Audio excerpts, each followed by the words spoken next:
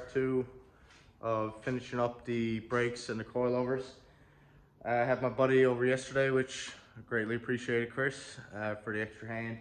Just help speed things up a bit and help out with a few things. But so I didn't take many videos of that. Actually, didn't take any videos of that. So I'm just going to give a quick walkthrough of everything that I done, different sizes of stuff, some methods that we found that was easier, stuff like that. So I'll just run it through right quick. So these are the rears here. So when you're installing them, this cap always has to be facing up. I got my little Nissan stickers on there, even though you can still see the power stop behind it. I got the shims put in. I got the little cotter pins put in. We got the new Z1 brake lines put in. All that's tightened up. There's a double washer right there, brass washer. That screws in. This actually comes with like a bottom nut, so you can use a 19, and the top for the hard brake lines are 12s. The coils are in. Everything's tightened down. It's about 100 foot-pounds. For these bolts as well, actually, sorry, it's 100 in the front. I think it's like 70, 74 in the rears. So that's all good. I got the little dust boot put back in there. That's all torqued down. I got the tow arms put in, which actually needs to torque down still as well. For the fronts, these went good as well. So put the Nissan sticker on this. Bleed screw is facing up. We just got a little nut put on to help hold it. Dust shield is already, you don't have to cut the fronts for the dust shield. Got the metal lines put in, so I just reused the bracket here, which is 12mm that I have to tighten up, and I also used the bracket back here that comes on the coilover and ran the line there, so it was no real big bends or anything like that. Should flow good. Again, 19 and 12 for the hard lines. What I did was install the calipers and everything first, had the line basically completely ready to go before I let anything go. Got the coilovers in. Measured this out to be about the same. It's about, I'm gonna say, 1.5 to 2 inches in the difference between the stock struts, but I'm not sure how much this actually compresses in once all the weight is on it. So we'll see what she sits like now when I get everything done. So all that's left is to bleed the brakes and just run it through. She's full right now. I still have 2 bottles left. Should be enough to fill up all the calipers and all that. I started off on dampening for the coilovers. I got it at about 60%. I got it on 14 for 24 clicks on the front and back. I'm probably going to soften up the front a bit more.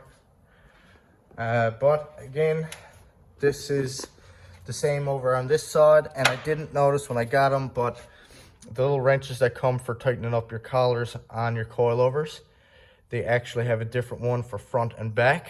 I thought it was just a spare by quick glancing at it, but they are different sizes. And also when you're putting your brake lines in, don't forget to put your clip back in.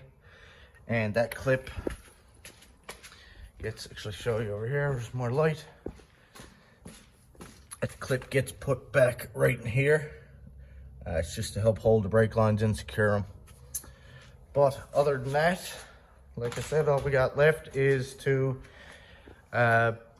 bleed the system again now, get all the air out for the new brakes and the lines. And then she goes for an alignment. Also, in the next video, I should be able to throw in the short throw shifter, get the wheels back on, and she's basically ready to go and sit and see what the ride height is like and adjust it from there. But I am pretty excited to get all of this done, take it out and see how it handles the road, get it tuned in, hopefully get it out to autocross this year to get the suspension really dialed in, the brakes, test them out at the autocross, and yeah, see how it handles from there and go from there. I was also looking at, I was going to run Brahms seats in this, but I think from looking at some, I think I might actually run, Corbrew has some good white stitched ones that would also match the diamond white stitching in there as well. But yeah, other than that, that should be pretty much done on this, and I'll probably give a little video again of bleeding the system. But other than that, the only thing left also we got to do is got to get the cotter pins. So we did have an issue with the cotter pins not fitting in the pins, so we actually had to file down the edge of it just to flatten it out a bit and get it in. Once you got it started, you were able to hammer it down. But these pins, they come flush to there, but that's it. We cleaned out the holes to get the powder coat out, and it was still no good. It still didn't push the pins. It's so close, like not even a mil probably of clearance that we need to get the pin in easily. But that's it. And I also had to, one thing I had to do that, I guess when people order the Brimbos, I guess when people order kits, whether it be the Akubano kits or the Brembo kits, they come with the caliper bolts already. So I noticed when I switched to these are just a Brembo replacement that I got from Rock Auto. They don't come with caliper bolts. So I also found out that the caliper bolts that are on the original base calipers have a different thread pitch than the Brembos. Reached out to Brembo and they actually didn't know the thread pitch, and I actually called PowerStop and didn't know the thread pitch. So I actually had to go to Nissan and pay $100 for 8 bolts, which sucks, but at least I know it's gonna hold up and it's good, and it's actually made for the Brembo, so it fit perfect. But other than that, this video will probably be over a span of a couple days, and I'll keep you updated. All right, thank you. All right, so we're back today. We're gonna try and bleed these brakes now. So what I'm gonna do is go driver rear, passenger front, passenger rear, and then go up to the front one closest to the master cylinder. And that should be good. Again, the system's already bled, so all the new fluid should be through. Shouldn't be getting too much of old fluid, if any. But yeah, so we'll start with that and then mount the wheels up and see how it all looks. So these right here are, they're 11 mil for that. So we're just using our pump, and we got our little end on it there for the bleed screw. Sits pretty well. Pump up till you get the vacuum up around 500, and then just open the bleed screw and wait for the bottle to fill up. Make sure there's no air in it. It's good. We'll move on to the next one. These are brand new calipers. They're going to take a nice bit of fluid to fill them all up. So while you're pumping that up and you get it down to 0, you always want to come back and just check your level of this, make sure that it's topped up. So usually once I get to half, I'll refill it back up and then continue going on from there. So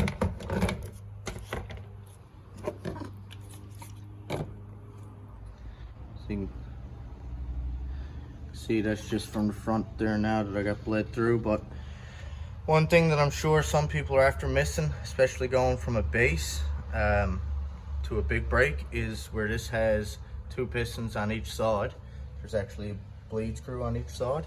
So just one thing to make sure that you bleed it from both sides, not just the one like on the base calipers.